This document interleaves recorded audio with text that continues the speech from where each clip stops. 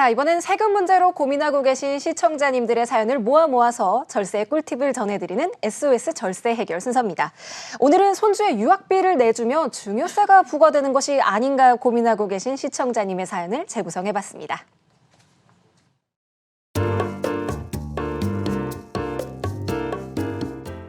중소기업을 운영하는 아절세 씨. 손주 2명을 유학 보내 매달 학비와 생활비에 허덕이는 아들 내외를 보고 잠시 생각에 잠겼습니다.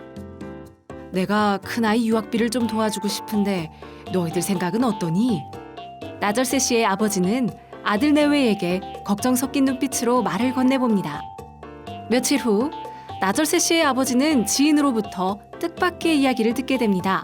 바로 조부가 손주에게 유학비를 주면 증여세를 부과받을 수 있다는 것.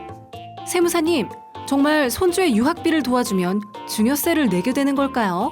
나절세 씨의 절세 고민 좀 해결해 주세요.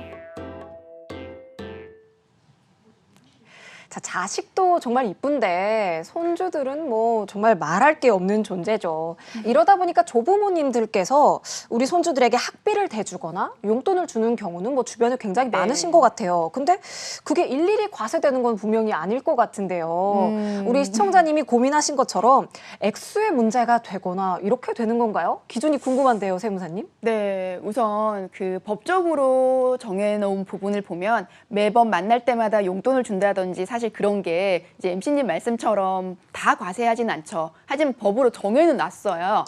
이제 할아버지가 손주들한테 줄 수 있는 금액이 10년 동안에 5천만 원. 까지는 세금을 과세하지 않고요. 네. 만약에 미성년자라면 10년 동안 2천만 원까지는 줄 수가 있는데 그 금액을 넘어서면 그거에 대해서는 증여세를 부과한다는 법으로 정해놓은 게 있어요. 네. 근데 이게 5천만 원이든 2천만 원이든 할아버지나 할머니로부터 받게 되면 또 아버지나 어머니로부터는 못 받게 되는 숫자예요. 그러니까 둘 다 받을 수 있는 건 아니고요. 아, 네. 네. 그리고 지금처럼 유학비 같은 경우도 봤을 때 만약에 성인이라고 한다면 5천만 원을 넘는 금액을 손주한테 줬다? 네. 그럼 사실 증여 부분이 좀 많이 고민이 되시죠.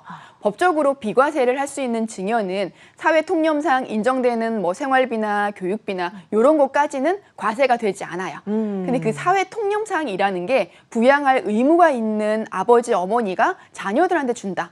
그런 거는 사회 통념상 인정되기 때문에 증여세를 안 물 수가 있는데 할아버지는 부양 의무가 있지는 않아요. 아버지랑 어머니가 부양 의무가 있는 것이지. 그래서 할아버지가 나서서 손주들의 유학비를 대준다. 그러면 그거에 대해서는 사회 통념상 인정되는 부분이 아니기 때문에 5천만 원을 넘어서면 이거에 대해서는 증여세가 발생을 할 수 있고요.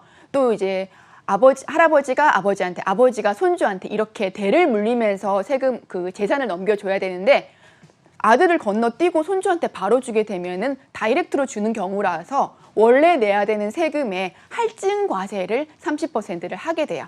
그래서 유학비를 내주시게 되면은 법적으로는 증여세가 충분히 과세될 소지가 있으세요. 네, 알겠습니다.